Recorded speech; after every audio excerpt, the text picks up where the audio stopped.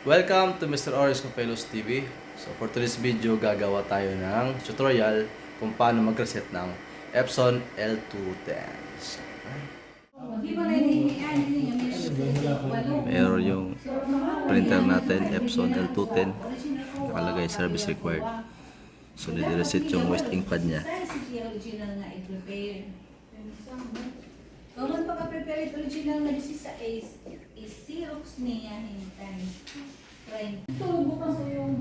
So kailangan natin ng installer na resetter para sa model natin na L210.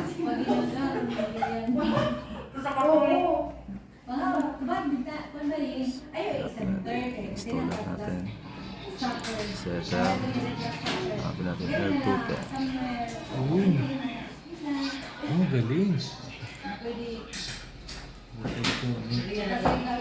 Open. So yan, mas na-open na. Click select. Tapos choose natin yung model number ng L210. Tapos support, auto selection. Hanapin lang natin yung USB port kung saan naka-install yung printer natin. Click natin ito. So malalaman lang natin na naka-install yung printer natin kasi nakalagay yung model name saka yung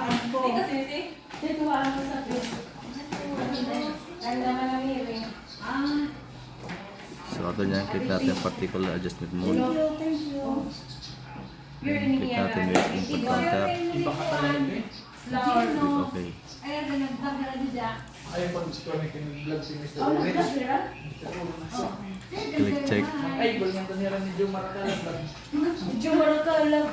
Marami. Oo, nag-vlog ito ang kasal mo. Marami yung marami na subscriber yun. Hintayin natin. Kailangan subscriber yun. Pagkalan. Tukayag-tukayag na ito sa saya. So kung error, kailangan lang natin i-reboot yung printer. Off natin on ulit. Yun natin ba? So balik tayo doon sa report dashboard na. Click check. So yan guys, so mas nakita mo yun. Lumabas yung digit niya. So ito yung wasting pad counter, 6,005 point. So check natin main pad counter. Then click check. Click initialization. Click OK button, click. Yan, click OK. Please start off the printer. Okay. Turn off natin yung printer. Tapos click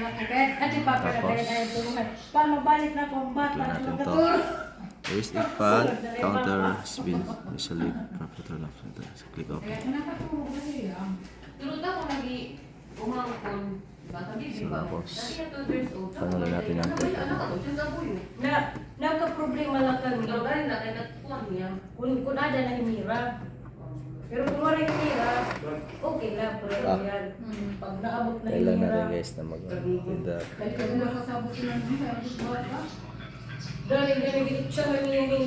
So wala. Yan guys, nawala na yung indicator. Meron light indicator. So meaning, dahil sa yung ating wasting pad counter. Click finish. Reviews. Wait. So test print tayo.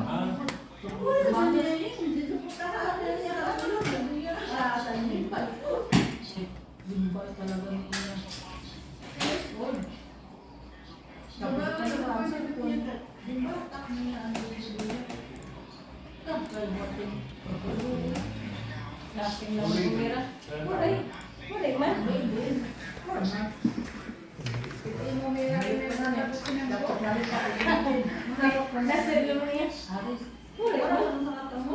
So try natin mag-print.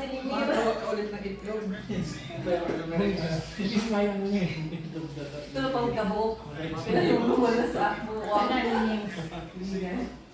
Bakit na mabaka mga bulay? Tapos kaya na my girl, small boy, mga boys, mga girl. Tama ko yung ano ito? Ano yung grade nila? Grade 1. Grade 1? So yan guys, okay na yung printer natin. Nakapag-print na tayo. So, finish. Shut out. Shoutout kay ate. Uy, nababatian kami.